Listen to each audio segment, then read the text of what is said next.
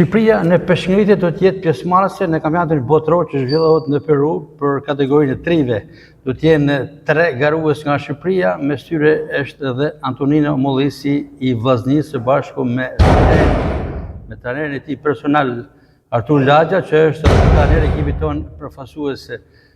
Shikojmë që janë momentet përmbyllëse të përgatitjes së drejtnisjes për në Peru. Si duket atmosfera, përgatitja e Mollisit? Atëherë duke ju falenderu që jeni gjithmonë i pranishëm pranë sportistave të ekipit Vllaznisë, sidomos të peshkngritjes. Ne jemi në përgatitjet e fundit të stërvitjes, ku po përgatiten për kampionatin botëror të trive që do zhvillohet në Lima të Perus me datën 29, ne bashkë me 2 sportistë tjerë, pra delegacioni është prej 3 sportistash, ku përfaqësona si ekipi kombëtar me 2 meshkuj dhe 1 femër. Pretendojmë që në këtë aktivitet të kthejna me medalje dhe ku me sportistin e ekipit Vllaznisë Antonino Mollisi shpresojmë që të rendina në 3 më të mirët e botës.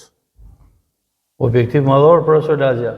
Risia është një kënaqësi e papamër ku shpresojmë në Zotit që bëjmë një diçka që asnjë nuk e ka arrit hala një moshë e tillë që shprehim forcën dhe vullnetin e sportit të peshkngritjes.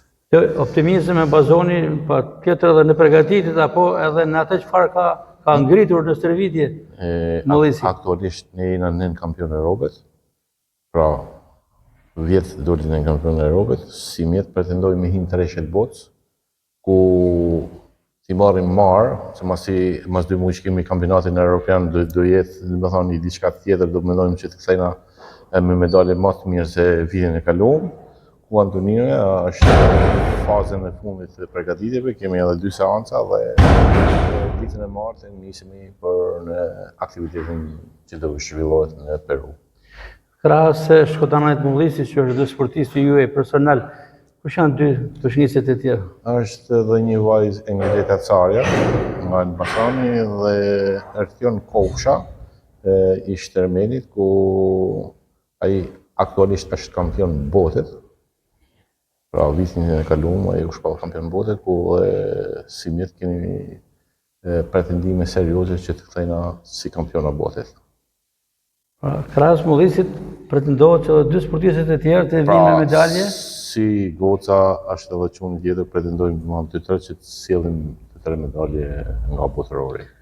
Duke u ndalur konkretisht tek Antonino Mollisi, që ju po e rrisni nga viti në vit në këtë palestër të Vllaznisë, shikojmë që progresi i tij është me të vërtet shumë i admirueshëm.